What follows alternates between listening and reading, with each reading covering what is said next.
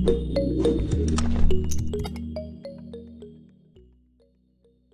Lisa. How are you? Welcome to our VL Spotlight. Oh, thanks so much, Liz, for having me. It's so nice to be here. Great. That's amazing. Just to get started, I'm in the Dominican Republic right now. It's really hot in here. So how's the weather down there? Man, I'm in the Chicago area and it's been in the high 80s, low 90s. It's been hot. It's been a hot summer. Good. Yeah, well, I'm so used to this like weather because most of the time here in the DR, it's just humidity. It's just hot. But that's good to know. So do you like it or it's kind of difficult? Well, I grew up here, so I'm used to kind of the up and down of the season, so to speak, although with all the climate change, there's been a little less of that. But it's going to get cooler here. It's going to be fall here soon, and that's a beautiful time to be in the Chicago area. Great. That's amazing to hear. And if you're used to it, then that's even better. So Lisa, just to get started, I was, just looking into some information and I just love what I read. So your business has been running since 2018 and your main vision was to pretty much provide your clients with a solid marketing strategy and a path to growth. Can you tell us a little bit more about your business? Actually, the real main strategy is to work with business owners that are under 10 million in size and probably more like 2, 3, 4 million in size. It's a really interesting space for me because I've been growing and building businesses since I was 17. Wow. And so I've worked with small businesses myself and also with business owners for a long, long time and just realized how much help we need.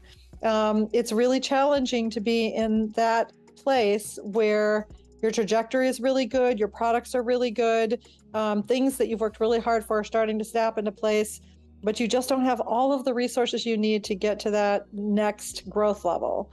And so that's what inspired me to start Sales Maven. Wow, great. Thank you so much for sharing. So you just mentioned you have faced all of these challenges and what would you say is your main motivation for you to wake up every morning, drive to the office and say, I'm doing it because of this? What's your main motivation that you could tell?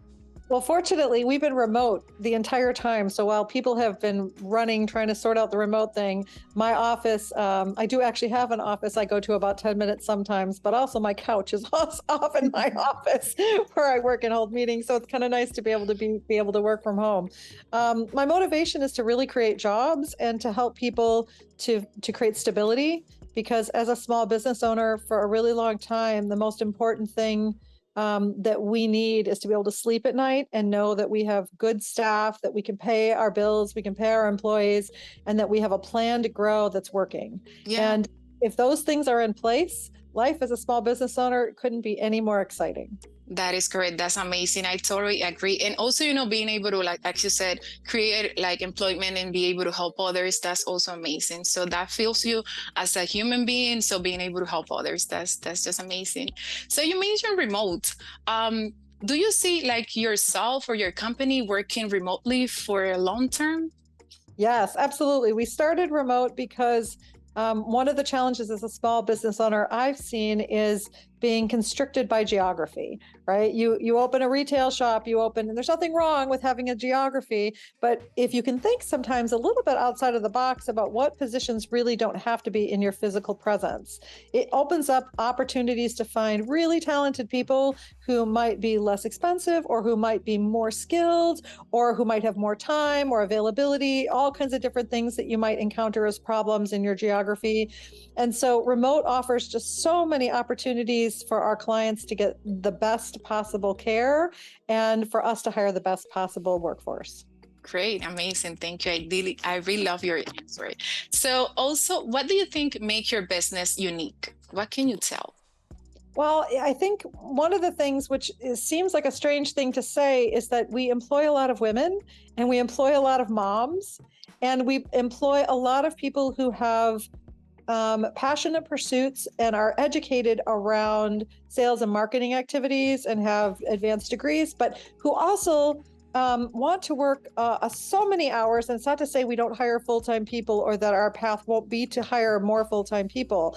It's to say that we want to embrace a culture that is shifting into self-development, self-creation, and allow people to grow as opposed to trapping them into positions they may not want to stay in permanently or job hop because of that. And so we're hopeful that we've inspired something that, working half to 2/3 time is going to become, increasingly our thing, because our clients get better care because they work with the same people, but we can have a greater diverse workforce and have a lot more people that can work fractionally, hopefully for a lot longer, especially through raising kids.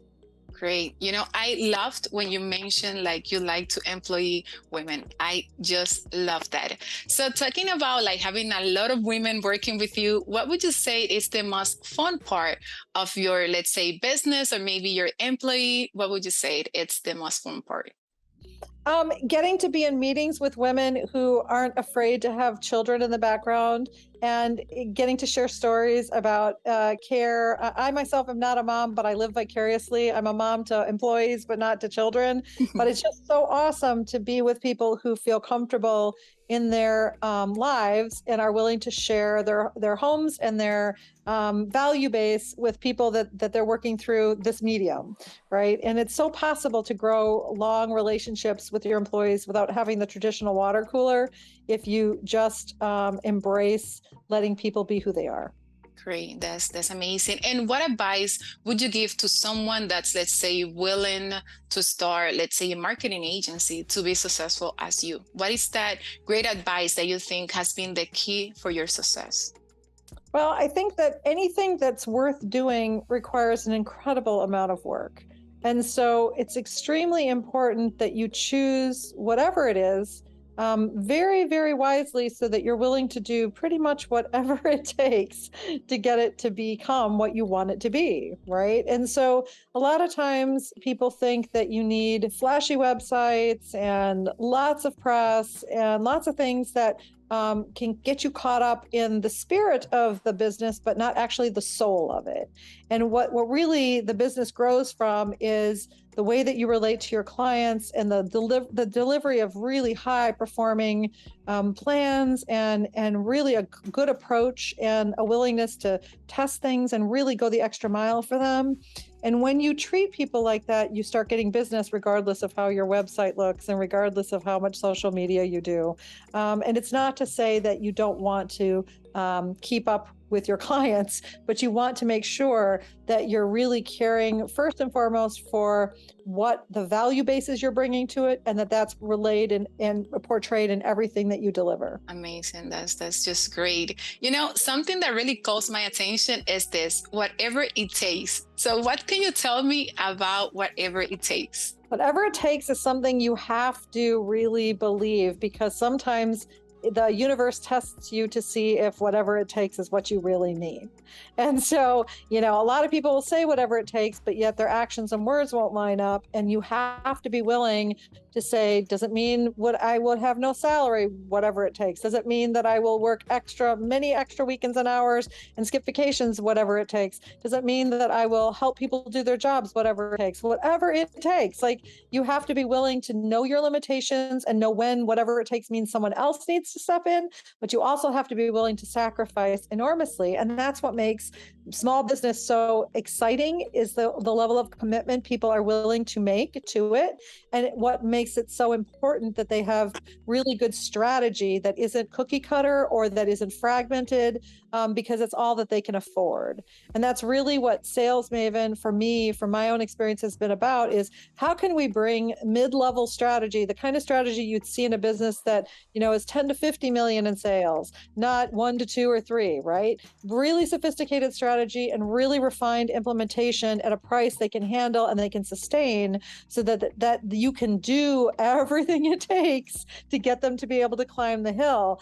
And if you, as a business owner, act like that in that regard of whatever it takes, your clients will feel that. And that's incredibly important, because there is trust between you and your employees and you and your clients that has to be unbreakable for them to also take the risk of continuously paying when sometimes it yet hasn't produced. Great. I like that. So when I read it, I was like, this is so curious. I'm going to ask her about this amazing. It was just so creative, and I liked it. I just like the way it goes along with your business. So yeah, I love it. So also going back to remote work, as a business owner, Do you believe remote work is like an easier way for you to manage your team? Actually, I think remote work is harder. I think you've seen through the pandemic now, as people are coming out of it, businesses trying to figure out what that blend is between stay-at-home work and come back to the office work, how challenging it is because people either feel that they are overworked and are just worn out because the work is endless because their employer doesn't realize how much there is, or perhaps they're what they call quietly quitting, or whatever that phrase is about not being as engaged, and kind of checking out. I think it's very tricky. I think you have to be very committed to having work-life balance and helping people really define what their role is and how much time it really takes to perform that role so that they feel safe to stop, right? That this is enough and I've done enough, and that they feel safe enough to say this job's gotten too big, I need help, and that they can get the support they need. The thing I find about remote workers, while all jobs are not created equal and you can pay a little or a lot for a good remote job, it's not one price fits all, but people are, if you come to them with flexibility, they just come to you because they are so pleased to find someone who trusts them to work from home and trusts that they will raise their hand when they need help. And reinforcing that with your employee base, I think, is a key part. But it does take time to develop that. And it's not the easiest thing to start remote, and it's not the easiest thing to build remote. But if you build the culture, then the culture will remain. Yeah, can you tell us a little bit about your business culture, talking about that? Yeah, I mean, it's really about, from a practical level, about, having shifts, knowing when people will and will not be at work, trying to identify people who are comfortable with routine so that their skill level is exceptional, but their ability to also manage routine is exceptional. Because one of the things about any business is that, the ships have to sail on time, the things have to run on time. Right. And you need to find a predictability to what you do, especially when jobs overlap. And so you need to know that people can have lots of other interests or other things that they do, but yet be devoted and committed to the hours and the work and bring their integrity and their full awakeness to that responsibility. And so in order to get that from people, you have to, one, be good at interviewing and be very quick to address issues or to replace people. If you need to very early on, you can't let things linger. But assuming you've hired correctly, I think it's mostly about building the relationship and having those water cooler moments in meetings and allowing people to feel that they have room to be themselves. And when that's where the childcare, letting people have children and, have participate, not feeling like it's okay, you're at work and you have to be in this box. Yeah, I like that. I really like, because sometimes, let's say you're in a meeting and maybe there is a dog barking, and it's like, we're home, we're remote. It's normal. Like, you can see a child maybe screaming, "Hey mom, I need this, I need that." So that's normal. And it's good to know that you have that flexibility with your employees. That's amazing. So something else that I wanted to ask you, it's why Virtual Latinos? What you decided to hire through our agency? We were really looking for resources and continue to look for resources that offer the same kind of values we do, where the delivery and the execution are very high, that you're really bringing a lot to the table in terms of your screening processes and your commitment to wanting us to have the very best possible resource. And there are so many people out there who are just, trying to provide jobs and who have a sincere passion to do that, but they won't do whatever it takes to make sure that the people that they're placing are really spectacular people. And Virtual Latinos has been really diligent and proven to us that they're way different than other folks that help you find resources like this, and yet still affordably priced, but just exceptional work. Amazing. So, for us, we try to take whatever it takes to get the right fit for our clients as well. So perfect. Lisa, something else that I want to ask you is, for, the people listening and watching, what are those places where we can find you? How can we communicate with you? Like your website, Instagram? Yeah, you can easily find us at salesmaven.io. We do have a chat function, and that chat function is a live person. It's not a bot. So we do believe in talking to people, and that's probably one of the best ways to do it. Also, always happy to take inquiries. My email is lisa@salesmaven.io.